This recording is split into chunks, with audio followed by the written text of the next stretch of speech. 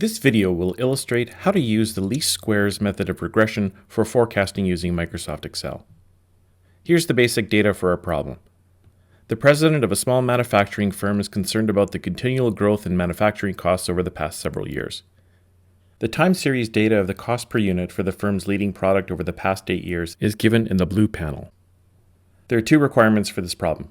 Requirement A asks us to plot the time series on a spreadsheet and identify if a linear trend exists, and requirement B asks us to develop a simple linear regression model and to determine what the average cost increase the firm has been realizing each year.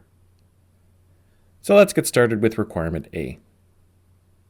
First, you'll need to open up a blank Microsoft Excel spreadsheet for this problem. Next, we have to enter our time series data in columns A and B. Let's enter titles or labels for each of the columns. Column A will be the year and column B will be the dollar cost per unit.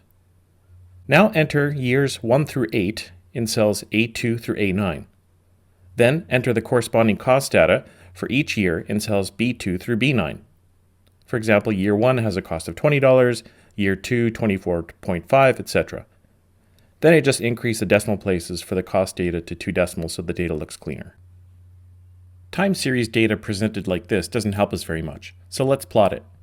Excel's great at charting, so select the entire time series area we just created, including the titles, and click the Insert menu, and then in the ribbon you should see a bunch of chart options. Click Recommended Charts, and then see if you can find a simple line chart like this one that plots cost on the vertical axis and year on the horizontal axis. Select the chart, and presto, there it is. From this plot, it sure looks like there's a trend. I'm going to insert a red line here through the first and last points, and it's pretty clear that there is an upward or positive linear trend. That actually completes requirement A. We plotted the data and we've determined that there appears to be a trend. Now on to requirement B. Let's go back to our spreadsheet. We are now asked to add a trend line to our plot. So right-click on the blue line in the chart we just created, and you'll see a contextual menu come up. Select Add Trend Line, and you should see an option panel appear. Excel wants to automatically add a linear trend, which is the one we want, and we can click the options to display equation on chart and display R² on chart. Then I'll just make the line red to differentiate it from the blue line, and then just move the equation and the R² box over. So that's the trend line. Now if we substitute that into equation yt equals a plus bt, this tells us that our total manufacturing cost is equal to 19.993 plus 1.77 per year.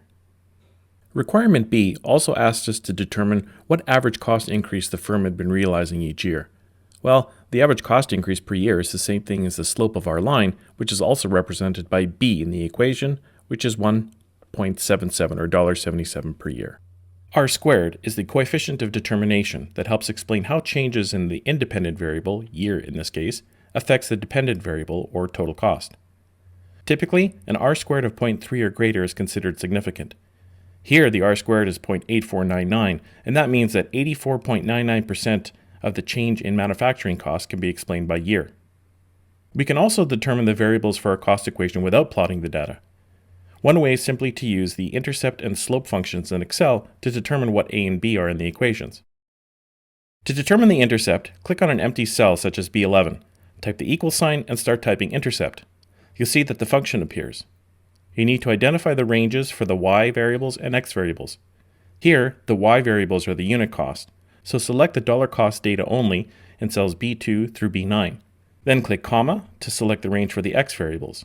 Use your mouse to select cells A2 through A9, and then click return or enter. Now you should see the result of 19.99.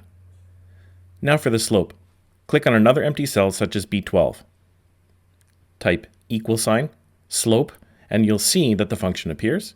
Select the same ranges for the intercept, so cells B2 through B9 for the y's, type the comma, and select cells A2 through A9 for the x's. Click enter, and you'll see the slope is 1.773. Thus, our equation is y is equal to 19.99 plus 1.77x.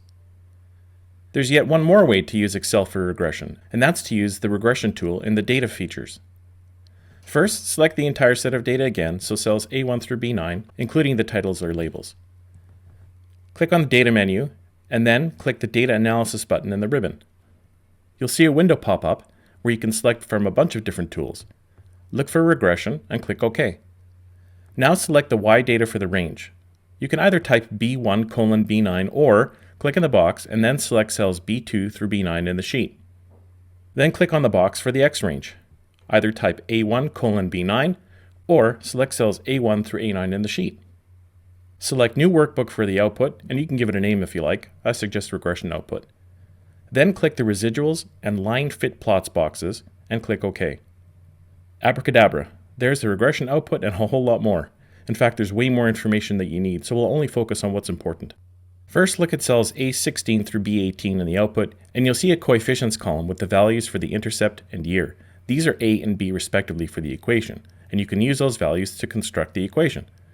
So, y equals 19.99 plus 1.77. You can also see the r squared in cell B5 of 0.8499. Finally, there's a chart that was automatically generated. It's called the year line fit plot. This uses the equation to plot the actual cost data in blue, and if we were to enter each year in the equation, it would show up on the plot in orange. For example, if we substitute 1 in the equation to represent year 1, then the total cost is 19.99 plus 1.77 times 1, which equals 21.76. If we substitute 2, we'd have 19.99 plus 1.77 times 2 for a total cost of 23.54, etc. Those are the numbers in cells B25 to B32. And the residuals are the differences between the plotted value based on the estimated line versus the actual value. So, for example, for year 1, the actual cost of $20, so 20.00, is $1.76 or 1.76 less than the predicted cost using the equation of 21.76. The residuals are calculated as the observed minus the predicted. So for year 8, the actual cost is 36, and that's $1.81 more than the predicted value of 34.18 using the equation. And there you have it. As you can see, Excel is a pretty handy tool for working with time series data, and while regression equations are time-consuming and complicated to perform manually, it's a breeze in Excel. You're encouraged to play around with other time series data from other questions and try out regression. Look at the r squared value to see if the relationship between the time period and the dependent variable is significant.